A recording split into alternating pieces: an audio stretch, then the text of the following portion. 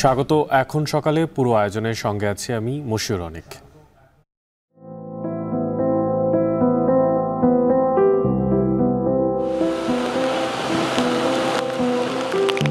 জলবায়ু পরিবর্তনের যে হিউম্যান ডাইমেনশন আছে সেটাকে অ্যাড্রেস করা হচ্ছে না। অ্যাড্রেস না করে যেখানে খুব সহজে অতি দ্রুত টাকা দেওয়া যাবে এবং সে টাকা খরচ করা যাবে সেখানে দেওয়া হচ্ছে। আমার মনে হয় আমরা যতটা সম্ভব এটাকে বিতর্কের ঊর্ধ্বে রেখে এটা অনুমোদন করার চেষ্টা করি। অনেক অভিযোগ আছে যে কখনো পরিবেশ নিয়ে কোনো কাজও করেনি, সে একজন নীতি নির্ধারকের ঘনিষ্ঠ হওয়াতে অনেক টাকা পেয়ে গেছেন। আমরা সেগুলোর একটা ব্যাখ্যা দাঁড় করাবার চেষ্টা করছি। দুর্যোগের তীব্রতা ও ক্ষতি মোকাবেলায় নয়, জলবায়ু তহবিলের টাকা দিয়ে বসানো হয়েছে সড়কবাতি, তৈরি হয়েছে নর্দমা, তাই ফান্ড পরিচালনা বোর্ডের স্বচ্ছতা নিয়ে রয়েছে প্রশ্ন। জলবায়ু তহবিলের অর্থ ব্যক্তিস্বার্থে ব্যবহার বন্ধের আশ্বাস পরিবেশ উপদেষ্টার। এ নিয়ে এখন সকালে থাকছে বিস্তারিত।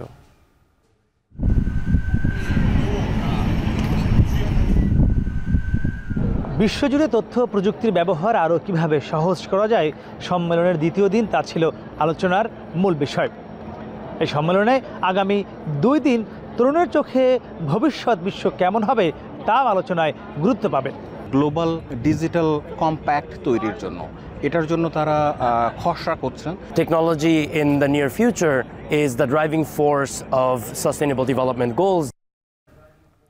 ডিজিটাল প্রযুক্তির সহজলভ্য ব্যবহার ও যোগাযোগ বাড়াতে ডিজিটাল কম্প্যাক্ট নীতিমালা করতে চায় জাতিসংঘ।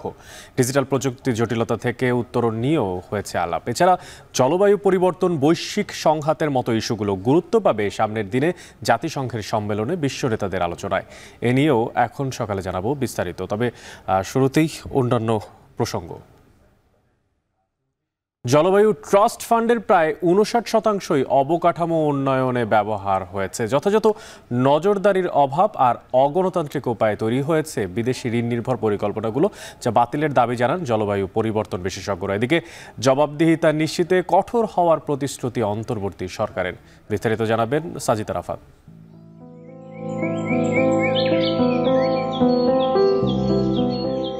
প্রান্তর জুড়ে সবুজের বিস্তৃতি, নদীময় বদ্বীপ, দুচোখে প্রশান্তি এনে দেয়া সৌন্দর্যের আধার বাংলাদেশ।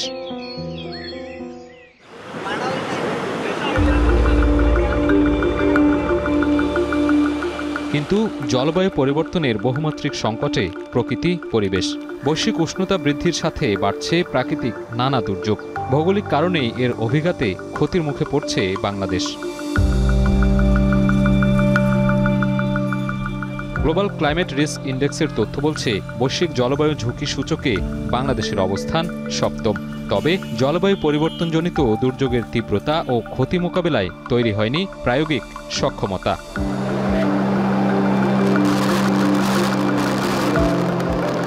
জলবায়ু পরিবর্তনের ক্ষতি মোকাবেলায় 2009 সালে নিজস্ব অর্থে জলবায়ু তহবিল গঠন করে বাংলাদেশ সরকার।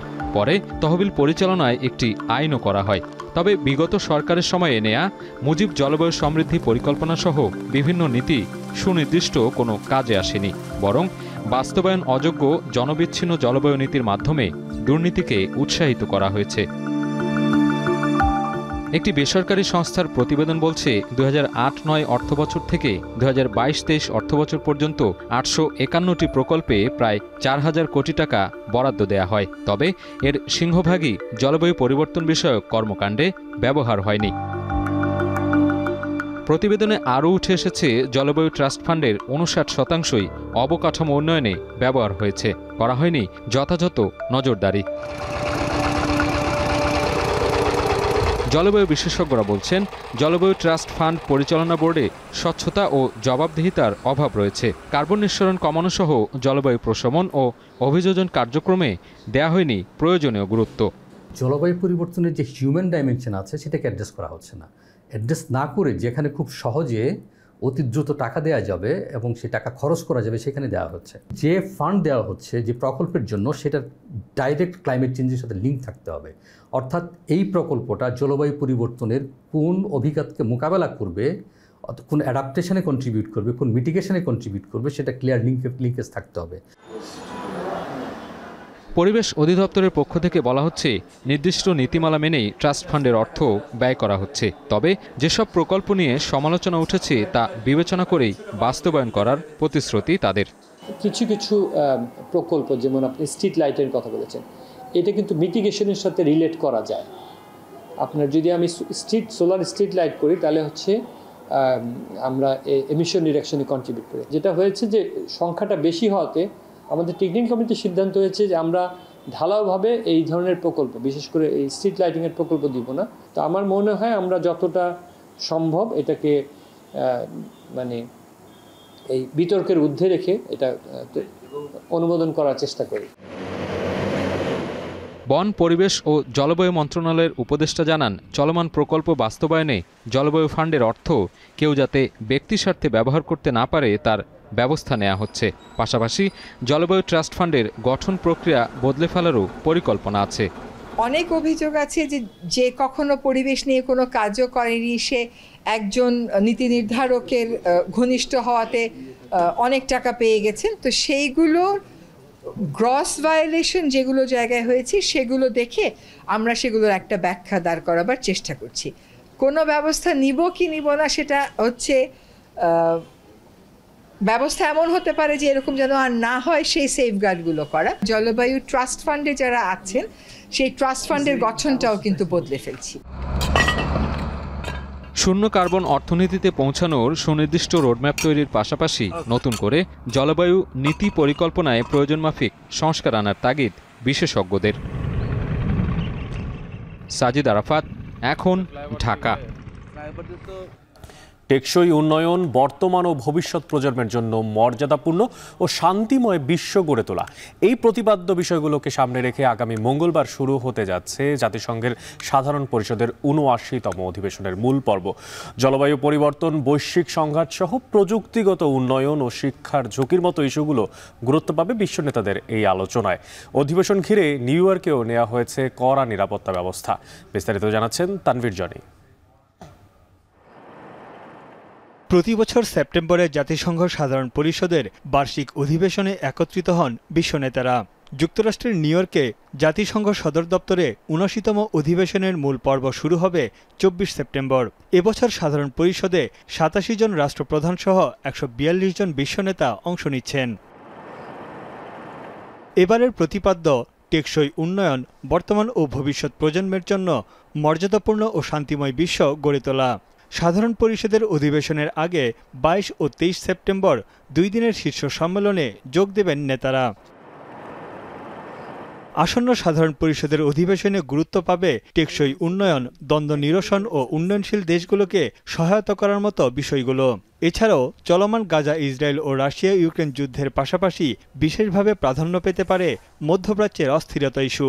২১ শতকের চ্যালেঞ্জ মোকাবিলায় উপযুক্ত ব্যবস্থা নিয়ে আলোচনা করবেন বিশ্ব নেতারা। Following the situation very closely in terms of what developments in South Lebanon and in northern Israel. Our special coordinator for Lebanon, Janine Hanis Pleshacht, has been in constant contact with all concerned actors to urge for restraint and calm, as well as বিশেষভাবে গুরুত্ব পাবে জলবায়ু পরিবর্তন ও জীবাশ্ম জ্বালানির ব্যবহার। জলবায়ু পরিবর্তনে বেশি ক্ষতিগ্রস্ত দেশগুলোর মধ্যে অন্যতম বাংলাদেশ। এছাড়া সম্প্রতি দাবানল, খরা, অতিবৃষ্টি, আকস্মিক বন্যার কবলে পড়েছে বিশ্বের বিভিন্ন দেশ। তাই উন্নত ও অনুন্নত সব দেশের নেতাদের আলোচনার মুখ্য বিষয় থাকবে জলবায়ু। ডিজিটাল অবকাঠামো ও সাক্ষরতা একবিংশ শতাব্দীর উন্নয়নের অন্যতম উপাদান। তবে বিশ্বজুড়ে কৃত্রিম বুদ্ধিমত্তার প্রসার শিশুদের বিকাশকে ঝুঁকির মুখে ফেলেছে। প্রযুক্তির যথাযথ ব্যবহার নিশ্চিত করা এবং শিক্ষা খাতে এর ভূমিকা নিয়ে সাইডলাইনে আলোচনা হতে পারে। এদিকে জাতিসংঘের সাধারণ পরিষদ অধিবেশন ঘিরে নিউ ইয়র্ক শহর জুড়ে নেওয়া হয়েছে কড়া নিরাপত্তা ব্যবস্থা। কোনো ধরনের হামলা বা নিরাপত্তার হুমকি নেই বলে জানায় new York police department. For the next 2 weeks, everyone here is working towards the same goal: the safety of the UN General Assembly attendees and also the people in the neighborhood here. That's important. বিশ্বজুড়ে চলমান সংঘাত কিভাবে মোকাবেলা করা যায় তা নিয়ে একটি সমঝোতায় উপনীত হতে একত্রিত হচ্ছেন বিশ্ব নেতৃবৃন্দ। ধারণা করা হচ্ছে বিগত বছরের মতো চীন ও রাশিয়া অধিবেশনে অনুপস্থিত থাকতে পারে। তানভীর জনি, এখন বিশ্ব। আধুনিক প্রযুক্তি ব্যবহার করে কিভাবে যোগাযোগ আরও বাড়ানো যায় তার জন্য গ্লোবাল ডিজিটাল কম্প্যাক্ট নীতিমালা করতে চায় জাতিসংঘ। বিশ্ব নেতাদের কাছে নীতিমালায় কি কি থাকবে তা তুলে ধরা হবে, আর ডিজিটাল প্রযুক্তি ব্যবহার যেন জনগণের কাছে সহজলভ্য হয় সেটিও নিশ্চিত করতে চান তারা। তাই এবারের জাতিসংঘ সম্মেলনকে বলা হয়েছে সামিট অফ দ্য ফিউচার। সম্মেলনে কাল সোমবার থেকে বাংলাদেশের প্রতিনিধিদের অংশ নেওয়ার কথা রয়েছে। নিউ ইয়র্কে জাতিসংঘ সদর দপ্তর থেকে বিস্তারিত জানাচ্ছেন সহকর্মী মাহমুদ রাকিব। টেকসই উন্নয়ন, স্বাস্থ্য ঝুঁকি, প্রতিটি ক্ষেত্রে সমতা নিশ্চিত করা, নারী ক্ষমতায়ন সহ নানা বিষয় নিয়ে ৭৯তম জাতিসংঘ সাধারণ পরিষদ অধিবেশনের দ্বিতীয় দিন সাইড ইভেন্টে আলোচনা হয়েছে। দ্বিতীয় দিনের সেশনে মূল আলোচনা ছিল বিশ্বের সাথে ডিজিটাল গ্লোবাল কম্প্যাক্ট কিভাবে ছড়িয়ে দেওয়া যায়, যার মাধ্যমে আরও বেশি তথ্য আদান প্রদান করা যাবে। বিভিন্ন সংস্থার প্রতিনিধিরা বলেন, প্রযুক্তি ব্যবহার করে বিশ্বে এখন অনেক দূর এগিয়েছে, তবে আরও সহজে কিভাবে এই প্রযুক্তিকে মানুষের কাছে সহজলভ্য করা যায় তার একটি পলিসি নিয়ে কাজ করছে জাতিসংঘ। এই পলিসিতে গ্লোবাল ডিজিটাল কম্প্যাক্টে কী কী বিষয়গুলো থাকবে তা বিশ্ব নেতাদের কাছে তুলে ধরা হবে। সবাই একমত হলে পুরো বিশ্বই উপকৃত হবে। সম্মেলনে বাংলাদেশকে এ বিষয়ে জোরালো ভূমিকা রাখা উচিত বলে মনে করেন তারা। কানেক্টিভিটিটা এখন অনেক ইজি হয়ে যাওয়াতে এখন প্রত্যেকটা ক্ষেত্রে, এটা আপনার ডেভেলপমেন্ট বলেন, এটা হিউম্যানিটেরিয়ান অ্যাক্টিভিটি বলেন, এডুকেশন বলেন, ক্লাইমেট চেঞ্জ বলেন, প্রত্যেকটা জায়গাতে রিসোর্সেস খুব ইজিলি শেয়ার করা যাচ্ছে এবং তারা সেই জায়গাটাতে জোর দিচ্ছেন যাতে আইসোলেটেড কমিউনিটিগুলোকেও এখানে কানেক্টেড করা যায় এবং প্রত্যেকে যাতে বেনিফিশিয়ারি হয় এবং প্রত্যেকে উপকৃত হয়। এটাই হচ্ছে তাদের এই গ্লোবাল ডিজিটাল কম্প্যাক্টের মূল উদ্দেশ্য। সম্মেলনে তরুণদের নিয়েও আয়োজন করা হয়েছে নানা ইভেন্টে। তারা বলছেন, জাতিসংঘ প্রতিনিয়ত আধুনিক প্রযুক্তি ব্যবহারের কথা বলছে, কিন্তু বাংলাদেশ সহ সারা বিশ্বই ডিজিটাল প্রযুক্তি ব্যবহার করে নানা জটিলতায় পড়ছে। এ থেকে কিভাবে উত্তরণ সম্ভব তা নিয়েও আলোচনা হয় ইভেন্টে। Technology in the near future is the driving force of Sustainable Development Goals, jeta UN focus korche every day and every year and in all these big conferences. Artificial intelligence, the power of data, egulo jokhon integrate kora na hoy tokhon Sustainable Development Goal gulo reach korte amader deri hoye jay. I am a big proponent of technology and an advocate of it, je etar integration ta oboshoy amader ogrogotir dige nibe amaderke. এবারের জাতিসংঘ সম্মেলনে বাংলাদেশের হয়েও বেশ কয়েকজন তরুণ অংশ নিচ্ছেন। এছাড়া সম্মেলনের তৃতীয় দিন থেকে বাংলাদেশ সরকারের প্রতিনিধিদের অংশ নেওয়ার কথা রয়েছে। বিশ্বজুড়ে তথ্য প্রযুক্তির ব্যবহার আরও কিভাবে সহজ করা যায়, সম্মেলনের দ্বিতীয় দিন তা ছিল আলোচনার মূল বিষয়। এই সম্মেলনে আগামী 2 দিন তরুণের চোখে ভবিষ্যৎ বিশ্ব কেমন হবে তাও আলোচনায় গুরুত্ব পাবে। আর 24 সেপ্টেম্বর থেকে শুরু হবে এবারের জাতিসংঘ সাধারণ পরিষদের অধিবেশনের মূল পর্ব, যেখানে ধাপে ধাপে জাতিসংঘভুক্ত 193টি দেশের 148টি দেশের সরকার প্রধানরা বক্তব্য রাখবেন। বাংলাদেশের বর্তমান অন্তর্বর্তীকালীন সরকারের প্রধান উপদেষ্টা ডক্টর মোহাম্মদ ইউনুস বক্তব্য রাখবেন 27 সেপ্টেম্বর, যে বক্তব্যে সাম্প্রতিক সময়ের ছাত্র জনতার গণ অভ্যুত্থানের বিষয়টি গুরুত্ব পাবে বলে ধারণা করা হচ্ছে। মাহমুদ রাকিব, এখন নিউ ইয়র্ক, যুক্তরাষ্ট্র। জাতিসংঘে প্রধান উপদেষ্টা ডক্টর মোহাম্মদ ইউনুসের সঙ্গে ভারতের প্রধানমন্ত্রী নরেন্দ্র মোদীর বৈঠকের কোনো সম্ভাবনা নেই, তবে পররাষ্ট্র উপদেষ্টার সঙ্গে ভারতের পররাষ্ট্র মন্ত্রীর বৈঠক হবে। শনিবার দুপুরে পররাষ্ট্র মন্ত্রণালয়ে প্রধান উপদেষ্টার জাতিসংঘ সফরের বিস্তারিত তুলে ধরেন পররাষ্ট্র উপদেষ্টা মোহাম্মদ তৌহিদ হোসেন। জানান, এ বছরের সাধারণ অধিবেশন বৈষম্যহীন বাংলাদেশকে তুলে ধরার জন্য খুবই গুরুত্বপূর্ণ। ব্রিফিংয়ে তিনি জানান, আগামী 27 সেপ্টেম্বর প্রধান উপদেষ্টা ডক্টর মোহাম্মদ ইউনুস সাধারণ অধিবেশনে বক্তব্য দেবেন। তার বক্তব্যে উঠে আসবে ছাত্র জনতার বিপ্লবে অন্তর্বর্তী সরকারের দায়িত্ব নেবার প্রেক্ষাপট ও পরিকল্পনা, আন্তর্জাতিক শান্তিরক্ষা, জলবায়ু পরিবর্তন, রোহিঙ্গা সংকট, সম্পদ পাচার প্রতিরোধ, নিরাপদ অভিবাসন, ফিলিস্তিনি সংকটের মতো বিষয়গুলো। আর সাইডলাইনে নেদারল্যান্ডস, পাকিস্তান, নেপালের প্রধানমন্ত্রী জাতিসংঘের মহাসচিবের সাথে বৈঠক করার কথাও রয়েছে।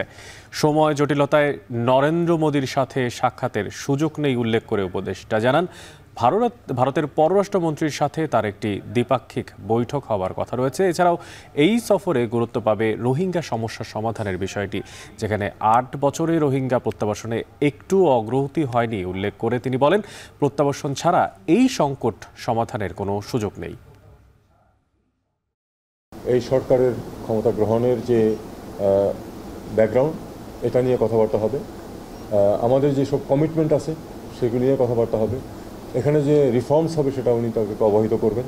তারপরে যে আমরা যে ইতিমধ্যে মানবাধিকার বিষয়ে যে অগ্রগতি সাধন করছি, আপনারা জানেন যে আমরা একটা চুক্তিতে ইতিমধ্যেই পার্টি হয়েছি।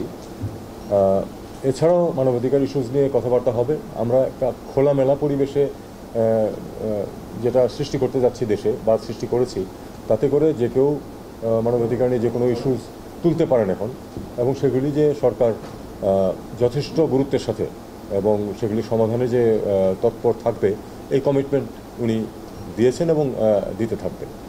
আমরা এটাকে আমাদের অভ্যন্তরীণ একটা সমস্যা হিসেবেই দেখছি এবং সেটা সমাধানের চেষ্টা করছি। আপনারা জানেন যে আজকে 4 জন উপদেষ্টা কিন্তু সেই অফিস হলে যাচ্ছেন এবং চেষ্টা করছেন যে আলাপ আলোচনার মাধ্যমে একটা পরিবেশ সৃষ্টি করা, যাতে শান্তি বজায় থাকে এবং যাতে আর সংঘাত বৃদ্ধি না পায়।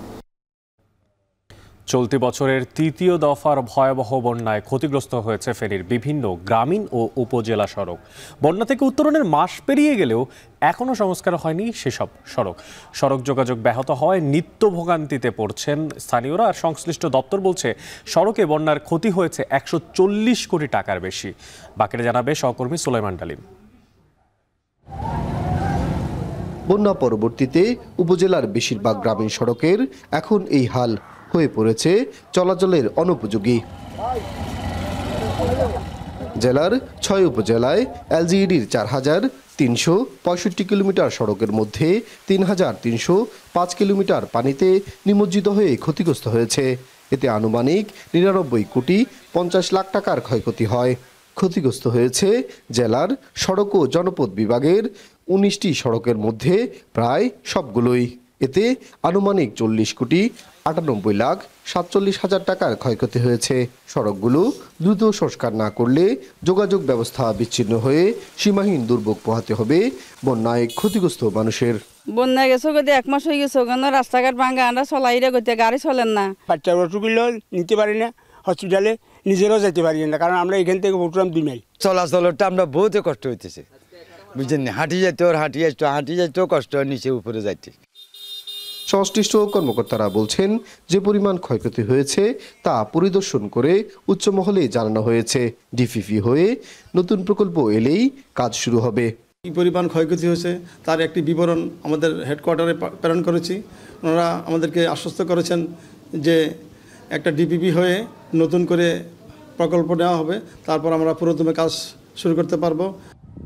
জরুরি ভিত্তিতে সংশ্লিষ্ট কর্তৃপক্ষের অগ্রাধিকার ভিত্তিতে সড়কগুলো সংস্কারের উদ্যোগ নিয়ে জনসাধারণের চলাচলের উপযোগী করবেন, এমনটাই প্রত্যাশা বন্যা দুর্গত এলাকার সাধারণ মানুষের। সুলাইমান ডালিম, এখন ফেনী। কুড়িগ্রাম জেলা দিয়ে প্রবাহিত হচ্ছে 15টি আন্তঃসীমান্ত নদী, অথচ বাংলাদেশ ভারত যৌথ নদী কমিশনের তালিকায় রয়েছে মাত্র 5টির নাম। ফলে ভারতের আন্তঃনদী সংযোগ প্রকল্প বাস্তবায়নে তালিকার বাইরে থাকা এই 10টি নদীর পানির ন্যায্য হিস্সা দাবির পথও একদম বন্ধ। এমন বাস্তবতায় আজ পালিত হচ্ছে বিশ্ব নদী দিবস। বাকিটুকু জানাচ্ছে মমিনুল ইসলাম মঞ্জু। কুড়িগ্রামে 30টির মতো নদী থাকলেও বলা হয় 16 নদীর জেলা। এর মধ্যে আন্তঃসীমান্তবর্তী নদী 15টি। নাগেশ্বরী, ভুরুঙ্গামারী, ফুলবাড়ী, রাজারহাট ও রৌমারী উপজেলা দিয়ে প্রবেশ করেছে আন্তঃসীমান্তবর্তী নদীগুলো। বাংলাদেশ ভারত যৌথ নদী কমিশন জেআরসির প্রণীত 54টি অভিন্ন নদীর তালিকায় অন্তর্ভুক্ত আছে জেলার ব্রহ্মপুত্র, ধরলা, তিস্তা, দুধকুমার ও জিঞ্জিরামের নাম। তবে তালিকায় নেই সংকোষ, নওজল, গঙ্গাধর, নীলকমল, বারোমাসি, গদাধর, কালজানি, ফুলকুমার, ধরণী ও কালো নদীর নাম। এমন পরিস্থিতিতে তালিকা বহির্ভূত নদীগুলোর উজানে বাদ দেওয়া হয়েছে কিনা, বর্ষা মৌসুমে এই নদীগুলো দিয়ে কি পরিমাণ পানি ছাড়া হচ্ছে এবং শুষ্ক মৌসুমে পানি প্রত্যাহার করা হচ্ছে কিনা, এসব তথ্য পাওয়া বা চাওয়া যাচ্ছে না। ফলে বন্যায় গোটা জেলার 4 ভাগের 1 ভাগ পানিতে ভাসে আর শুষ্ক মৌসুমে পরিণত হয় ধুধু বালুচরে। আমাদের নদী যত শুকাচ্ছে বালাচার তত হাক্কার লাগছে, কষ্ট হচ্ছে। তখন বন্যা এসে তখন আমাদের নৌকে চলার সুবিধা হয়, চতুর্দিকে পানি থেকে ফসকড়ি দেওয়া যায়। আর এখন মনে করো পানি নাই, হয়তো একদিক ঘুরি যাইতে অনেক সময় লাগে। জরুরি ভিত্তিতে এই নদী যদি অন্তর্ভুক্ত করা, ভারত এবং বাংলাদেশের নদী চারটি যদি অন্তর্ভুক্ত, বাকি দুইটা যদি না করা হয়, তাহলে আমরা কখন কোন বন্যা আসবে, তাহলে আমরা যে ক্ষতিগ্রস্ত হাত থেকে যে রক্ষা পাওয়ার জন্য যে চেষ্টা করতেছি, তাহলে আমরা সেটা আর পাচ্ছি না। অভিন্ন নদীতে অভিন্ন অধিকার প্রতিষ্ঠার জন্য বাদ পড়া নদীগুলো চিহ্নিত করে জেআরসির স্বীকৃতি প্রয়োজন বলে মনে করেন নদী বিশেষজ্ঞরা। সরেজমিন অনুসন্ধান করে বাংলাদেশ ভারত আন্তঃসীমান্ত নদীর যদি সংখ্যা নির্ধারণ করা যায়, তাহলে কুড়িগ্রামে বাদ পড়া যে 10টি নদী আছে, সেই নদীগুলোকেও কিন্তু তালিকাভুক্ত করা যাবে। পানি উন্নয়ন বোর্ডের আওতায় দি centre for environmental and geographic information সার্ভিসের সমীক্ষায় এ পর্যন্ত জেলায় 26টি নদীর অস্তিত্ব চিহ্নিত হয়েছে।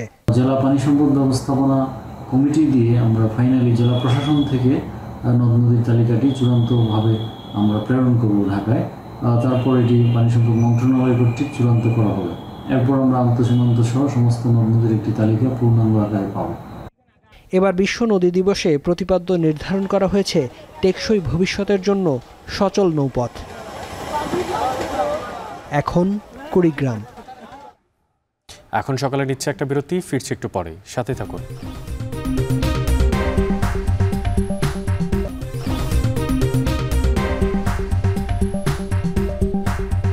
বিরতির পর ফিরে এলাম আরেকবার। আপনারা দেখছেন এখন সকাল।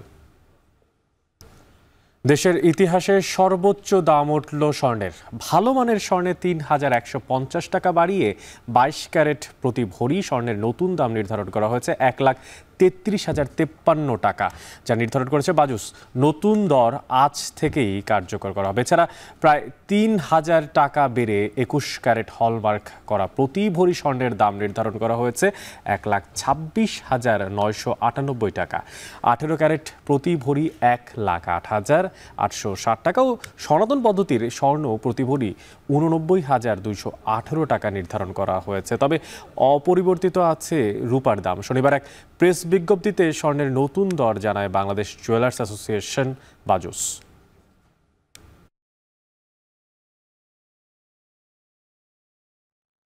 হঠাৎই ময়মনসিংহ মেডিকেল কলেজ হাসপাতালে বেড়েছে ডেঙ্গু রোগী।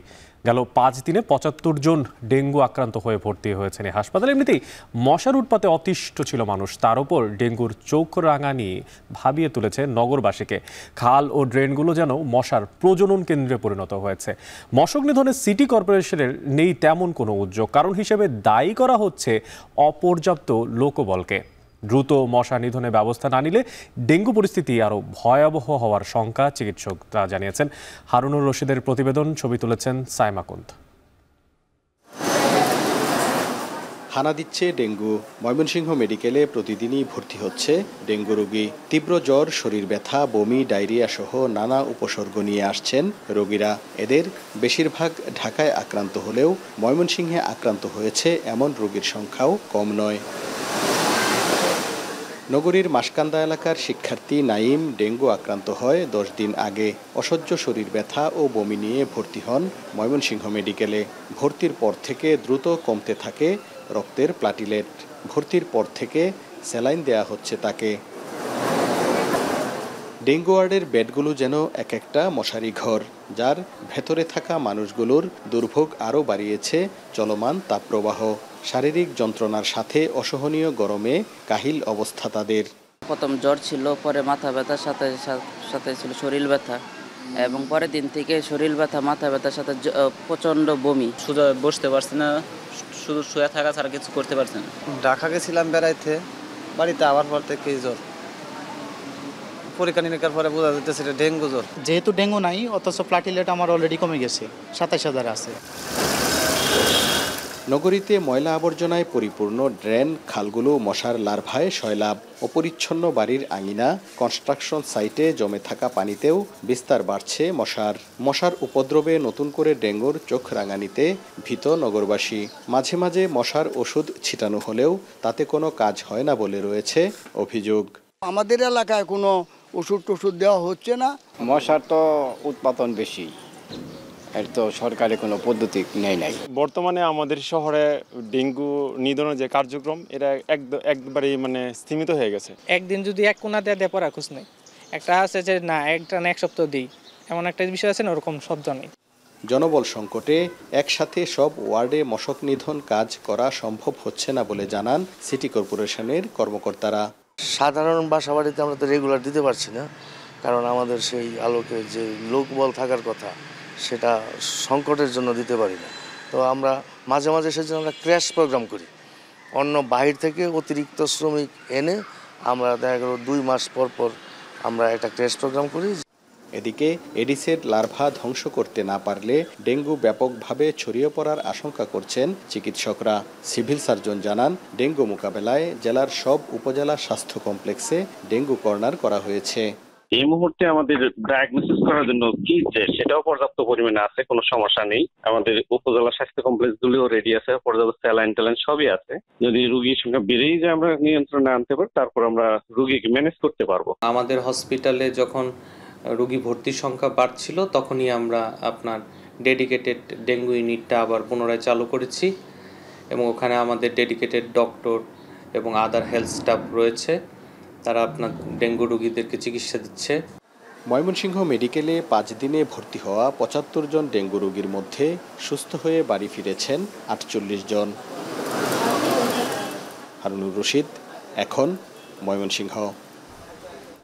গাছের চারা উৎপাদনকে কেন্দ্র করে নওগাঁর মান্দায় পরিচিতি পেয়েছে নার্সারি গ্রাম বড়পাই। এই গ্রামে 200 বিঘা জমিতে গড়ে ওঠা নার্সারিতে বছরে প্রায় 4 কোটি টাকার চারা বিক্রি হয়। তবে নার্সারি ব্যবসায় রয়েছে নানা প্রতিবন্ধকতাও, তাই সহজ শর্তে স্বল্প সুদে ঋণ পেলে বিস্তার লাভ করবে এ খাত। নওগাঁ প্রতিনিধি আব্বাস আলীর প্রতিবেদন দেখবেন বাকিটা। নওগাঁর মান্দা উপজেলার প্রসাদপুর বাজার থেকে প্রায় 1 কিলোমিটার দক্ষিণের গ্রাম বড়পই। 30 বছর আগেও এই গ্রামে স্বল্প পরিসরে ছিল হাতে গোনা কয়েকটি নার্সারি, তবে লাভজনক হওয়ায় দিন দিন বাড়ছে এর প্রসার, যেখানে রয়েছে ফলদ, বনজ, ঔষধি ও শোভাবর্ধনকারী সহ নানা চারা গাছ। গ্রামটির মাঝ দিয়ে বয়ে যাওয়া প্রসাদপুর বাজার থেকে দেলুয়াবাড়ি বাজার সড়কের 2 পাশে দেখা মিলবে এসব নার্সারি বাগানের। স্থানীয় চাহিদা মিটিয়ে এসব চারা জয়পুরহাট, বগুড়া ও চাঁপাইনবাবগঞ্জ সহ দেশের বিভিন্ন জেলায় সরবরাহ করা হয়। এ গ্রামের নার্সারি মালিক আব্দুল মান্নান গত 30 বছর আগে নিজের 10 কাঠা জমি নিয়ে শুরু করেন নার্সারির ব্যবসা ভালো হয় বছর বছর পরিধি বেড়েছে। আমাদের বিভিন্ন রকমের নার্সারি যে গাছগুলো আছে প্রায় 100র উপরে আছে আইটেম। এখানে আমাদের 50 থেকে 60 হাজার টাকা প্রতিদিন বিক্রি আছে। আব্দুল মান্নানের মতো এই গ্রামে 40 জন নার্সারি ব্যবসায়ী রয়েছে। এই গ্রামে প্রায় 200 বিঘা জমিতে গড়ে তোলা হয়েছে নার্সারি, যেখানে প্রতি বছর প্রায় 4 কোটি টাকার চারা বিক্রি হয়।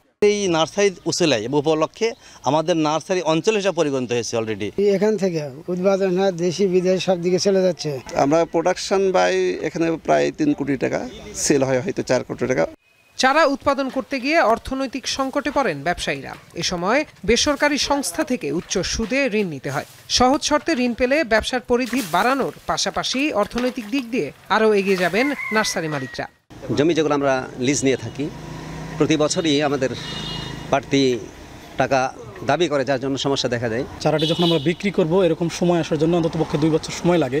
এই দীর্ঘমেয়াদী সময়ের জন্য আমরা আসলে আর্থিক সংকটে পড়ে যাই। ব্যাংক থেকে যেন আমরা সুষ্ঠুভাবে আমরা ঋণ গ্রহণ করে আমাদের উৎপাদন যেন ব্যাহত না হয়।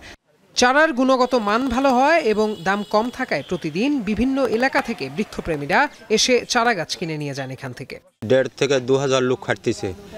এই লোক খাটা এই মজুরি নিয়ে আমরা সংসার চালাই আর এখান থেকে কিনালে আমি খুচরা মূল্যে বিক্রি করি, এতে তো 20, 30, 40 টাকা ব্যবসা হয়। কৃষি অফিসের তথ্যমতে জেলায় তালিকাভুক্ত 127টি নার্সারি রয়েছে। সব রকমের সহযোগিতা ও পরামর্শ নিয়ে নার্সারি মালিকদের পাশেই আছেন বলে জানান এ কৃষি কর্মকর্তা। নার্সারি মালিকরা কোয়ালিটি সম্পন্ন চারা উৎপাদনে তারা আগ্রহী হচ্ছে এবং তারা চারা বিক্রি করে একটা ভালো লাভ পাচ্ছে। এ কারণে বেসরকারি উদ্যোক্তা হিসাবে এই নার্সারিগুলো প্রতিষ্ঠিত হচ্ছে।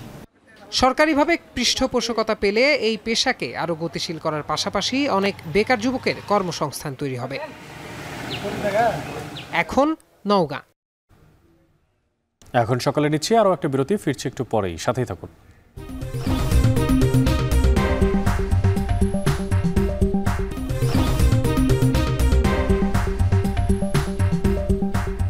বিরতির পর ফিরে এলাম আরেকবার। আপনারা দেখছেন এখন সকাল।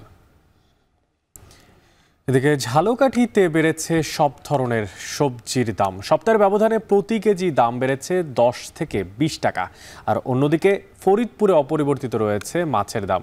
এর আরও জানাতে ঝালকাঠি শহরের বড়বাজার থেকে যুক্ত হচ্ছেন সহকর্মী আলামিন তালুকদার ও ফরিদপুরের হাজি শরীয়তুল্লাহ বাজারে আছেন সহকর্মী মফিজুর রহমান শিপন। তবে শুরুতেই চলে যেতে চাই হচ্ছে ঝালকাঠিতে, যেখানে আছেন আলামিন তালুকদার।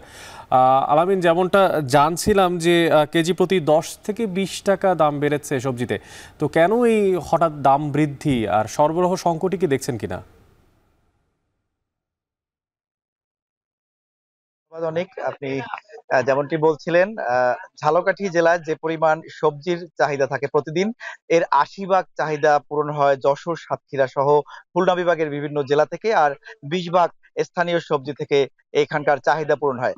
তবে গেল সপ্তাহে যে বৃষ্টিপাত হয়েছে টানা 3 দিন, এই বৃষ্টিপাতে সবজির ক্ষেত মারাত্মকভাবে ক্ষতিগ্রস্ত হয়েছে, তাই সবজির সরবরাহ কমে গেছে। এ কারণেই বাজারে সবজির দাম কিছুটা বেড়েছে, এমনটি বলছেন স্থানীয় ব্যবসায়ীরা। তো অনেক আজকের বাজারে বিক্রি হচ্ছে এমন কিছু সবজির দাম আমি একটু জানিয়ে দিচ্ছি। আজকের বাজারে বেগুন বিক্রি হচ্ছে 80 টাকা কেজি দরে, এবং করলা বিক্রি হচ্ছে 70 টাকা কেজি দরে, পটল বিক্রি হচ্ছে 50 টাকা কেজি দরে, চিচিঙ্গা বিক্রি হচ্ছে 50 টাকা কেজি দরে, গাজর বিক্রি হচ্ছে 180 টাকা, টমেটো বিক্রি হচ্ছে 180 টাকা কেজি দরে। এছাড়া মিষ্টি কুমড়া রয়েছে, সেই মিষ্টি কুমড়াও বিক্রি হচ্ছে 50 টাকা কেজি দরে, মূলা বিক্রি হচ্ছে 50 টাকা কেজি দরে, এবং কাঁচামরিচ কিন্তু বিক্রি হচ্ছে 200 থেকে 220 টাকা কেজি দরে। এছাড়া যে লাউ পাওয়া যাচ্ছে বাজারে, প্রতি পিস লাউ বিক্রি হচ্ছে 60 থেকে 70 টাকা বা 80 টাকা দরে। তো অনেক আসলে আর কয়েকদিন পর কিন্তু বাজারে শীতকালীন সবজি পুরোদমে আসতে শুরু করবে, তখন কিন্তু এই সবজির দাম অনেকটাই কমে আসবে, এমনটি বলছেন এখানকার কাঁচা বাজার ব্যবসায়ীরা।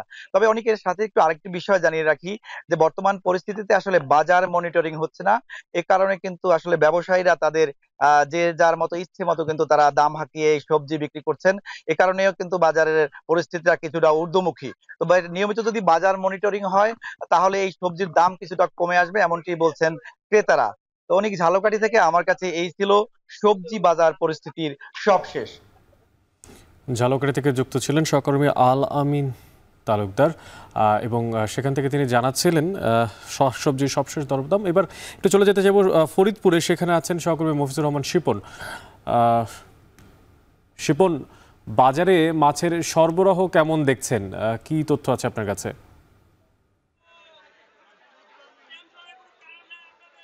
জানেন যে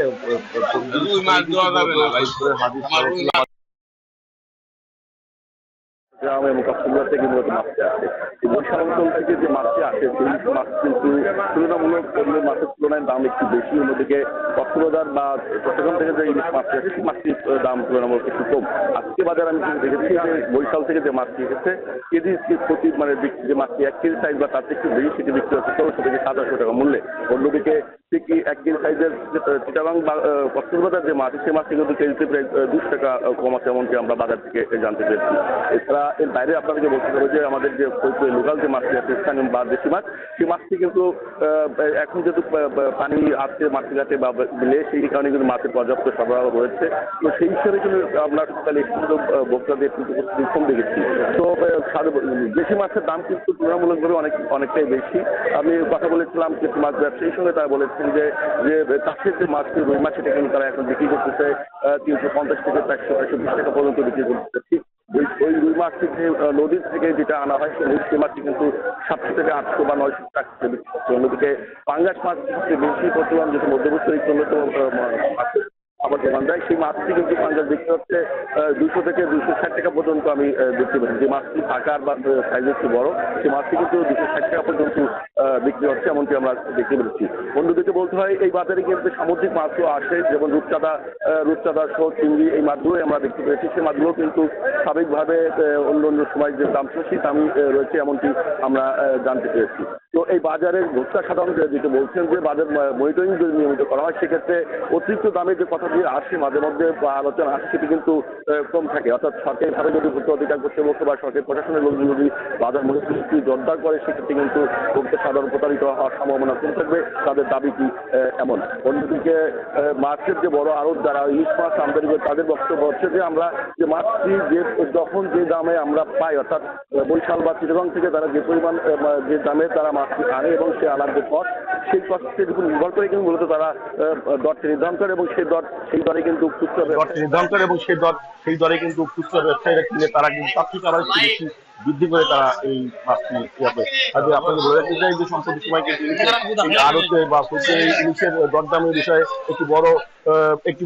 একটি বড় অভিযান হয়েছে ফরিদপুরে এবং সেই অভিযানের ফলে কিন্তু মাছের যে সিন্ডিকেটের একটা আলোচনা ছিল সেটা অনেকে নিষ্ক্রিয় হয়েছে এমনকি মনে করেন। বিশেষ করে সরকার পরিবর্তনের পরে বাজারে একটি বড় অভিযান পরিচালনা করে ভোক্তা অধিকার এবং জেলা প্রশাসন, সেখানে কিন্তু দুজন ব্যবসায়ীকে প্রায় লক্ষাধিক টাকা জরিমানা করা হয় এবং তারপরেই কিন্তু নৈতিক বয়সের ব্যবসায়ী যারা আড়তদার বা বড় ব্যবসায়ী তারা কিন্তু নৈতিক বয়সের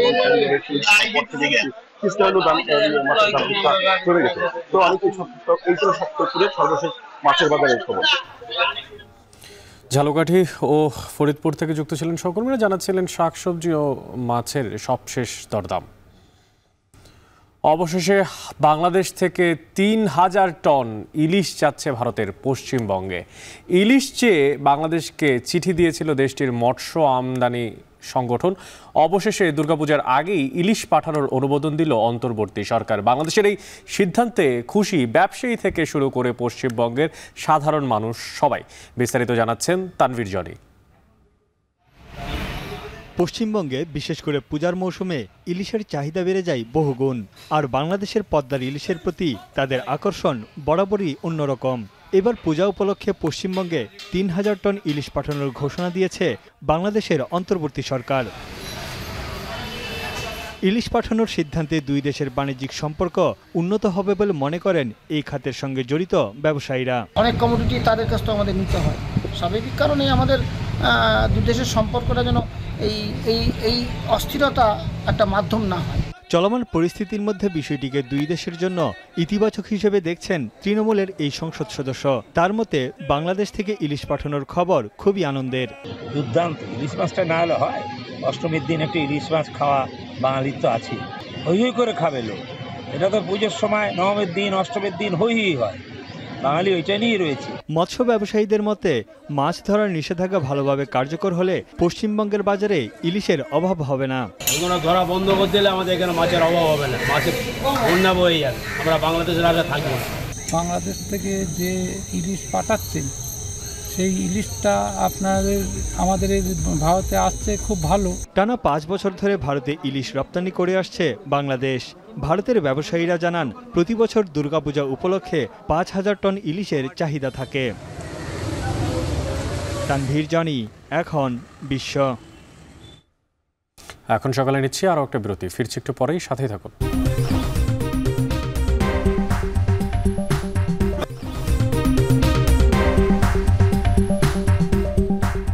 বিরতির পর ফিরে এলাম আরেকবার। আপনারা দেখছেন এখন সকাল। সাধারণ ক্ষমার সুযোগ কাজে লাগাতে ব্যস্ত সময় পার করছেন সংযুক্ত আরব আমিরাতে বসবাসরত অবৈধ অভিবাসীরা। অবৈধভাবে অবস্থানরত 80% প্রবাসী যেখানে চেষ্টা করছেন বৈধতা অর্জনের, সেখানে 5 থেকে 10% প্রবাসী আবেদন করেছেন দেশে ফেরার। ইতোমধ্যেই জরিমানা মওকুফ সহ অনেকেই পেয়েছেন দেশটিতে বৈধভাবে থাকার সুযোগ। সংযুক্ত আরব আমিরাত থেকে বিস্তারিত জানিয়েছেন কামরুল হাসান জনি। সংযুক্ত আরব আমিরাতে 2টি বাংলাদেশ মিশনে পাসপোর্ট নবায়ন, নতুন পাসপোর্টের আবেদন ও ভ্রমণের অনুমতি নিতে সকাল থেকে সন্ধ্যা পর্যন্ত ভিড় করছেন বহু প্রবাসী বাংলাদেশি। সারি বেঁধে নিচ্ছেন সেবা। সাধারণ ক্ষমার আওতায় অবৈধ অভিবাসীরা আবেদন সাপেক্ষে বৈধতা নিশ্চিত করছেন। ইতোমধ্যে অনেকে বৈধতা নিয়ে দেশটিতে থাকার অনুমতিও পেয়েছেন। একই সাথে জেল জরিমানা ছাড়া দেশেও ফিরছেন অনেকে। সাধারণ ক্ষমা চলমান থাকায় সুযোগের সদ্ব্যবহার করতে স্বাভাবিক সময়ের তুলনায় মিশনে বেড়েছে সেবা প্রার্থীর সংখ্যা। গেল 20 দিনে আবুধাবির বাংলাদেশ দূতাবাস ও দুবাই বাংলাদেশ কনসুলেটে কেবল এমআরপি ও ই পাসপোর্টের জন্য আবেদন করেছেন প্রায় 17,000 প্রবাসী বাংলাদেশি। একই সময়ে জেল জরিমানা ছাড়া দেশে ফেরার জন্য 2টি মিশনে ভ্রমণ অনুমতি সংগ্রহ করেছেন 938 জন বাংলাদেশি। কনসুলেটের পাসপোর্ট উইং জানায়, স্থানীয় ইমিগ্রেশন থেকে এখন পর্যন্ত 1934 জন প্রবাসী বাংলাদেশি পাসপোর্ট পেয়েছেন। এই প্রবাসীরাও সাধারণ ক্ষমার সুযোগ কাজে লাগাতে পারবেন। পাসপোর্টের মেয়াদ 6 মাসের কম হলে এবং তথ্য পরিবর্তনের প্রয়োজন না থাকলে মিশন থেকে এমআরপি পাসপোর্ট রি-ইস্যুর আবেদন করা যাচ্ছে। ই পাসপোর্ট আবেদনের ক্ষেত্রে জন্ম নিবন্ধনের প্রয়োজনীয়তা থাকায় প্রবাসীরা এই সেবাও দ্রুত পাচ্ছেন। তবে দেশ থেকে করা সনদ সংশোধনের ক্ষেত্রে কিছুটা জটিলতা তৈরি হচ্ছে। মিশন জানায়, চলতি সাধারণ ক্ষমার সুযোগ কাজে লাগাতে ইচ্ছুকদের আগামী 10 দিনের মধ্যেই পাসপোর্টের আবেদন নিশ্চিত করতে হবে। আমরা চাচ্ছি যে সাধারণ ক্ষমার সুযোগ থেকে বঞ্চিত না হোক। এই কারণে আমরা সবাইকে রিকোয়েস্ট করেছি যাতে তারা আগেভাগেই পাসপোর্টের জন্য আবেদন করে দেন, যাদের পাসপোর্ট প্রয়োজন এই অ্যামনিস্টির সুযোগ গ্রহণ করার জন্য। তাই সেজন্য আমরা 30 সেপ্টেম্বরের মধ্যে সবাইকে পাসপোর্টের আবেদন করে দিতে বলেছি। সাধারণ ক্ষমার এই সুযোগ যথাযথভাবে কাজে লাগাতে ছুটির দিনেও সেবা কার্যক্রম চালু রাখার উদ্যোগ নিয়েছে আবুধাবি বাংলাদেশ দূতাবাস। আলাইন ও বেদাজাহিদ অঞ্চলে দূতাবাসের প্রতিনিধি দল অস্থায়ীভাবে সেবা প্রদান করছে।